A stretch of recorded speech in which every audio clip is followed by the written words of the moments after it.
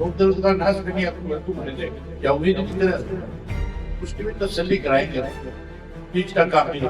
लेकिन उसके यहाँ तो राष्ट्रीय नहीं था, इसलिए मैंने इसको डम्मी मुख्यमंत्री कहना शुरू किया। मुझे पता था ये तो कह रहे थे ना बुजुर्गों की पेंशन नहीं बनाएंगे, कह रहे थे कि नहीं कह रहे थे, थूक के चाट किया नहीं चाट। इससे पहले सब साथियों ने आपस में विचार विमर्श किया। गेहूं की फसल मंडी में आने वाली है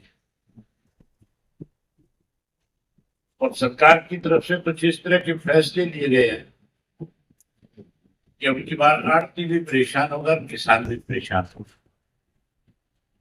इसके लिए हमने पहले तो मुख्यमंत्री से जाकर के मिलकर के बात करी थी। मैं एक बार इस साथ कर देना चाहता हूं, जब वो मुख्यमंत्री से मिलने गए तो बड़ी हैरानी की बात थी कि उसका चौपासी उसके साथ नहीं। जब कभी भी कोई भी प्रतिनिधि मंडल किसी से मिलने जाता है, खास करके गवर्नर से और मुख्यमंत्री से, तो उस वक्त में जिस डिपार्टमेंट के बारे में आप बात करने जाते हो, डिपार्टमेंट का बड़ा अधिकारी वहां मौजूद रहता है, मुख्यमंत्री का पीएस मौजूद रहता है, ताकि जो बात उससे करी जाए उसका कैसे समाधान हो, अपने अधिकारियों को हिदायत दे सके।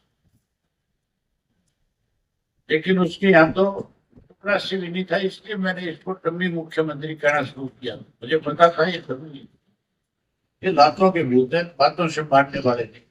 हमने रिक्वेस्ट करके देख दी, अगर इनके नहीं समझ में आई तो दूसरे तरीके से जरूर समझाने का काम करें। फिर तो किसी तरह की लड़ाई लड़नी पड़े, फिर पीछे नहीं होते। ये तो कह रहे थे ना बुजुर्गों की पेंशन नहीं बनाएंगे, कह रहे थे कि नहीं कह रहे थे, थूक के चाट लिया नहीं चाट लिया। सही जी। इनकी तसल्ली इंडियन नेशनल लोकदल ही करा सकता है, दूसरों से समझने वाले नहीं है। कांग्रेसी मिले हुए हैं।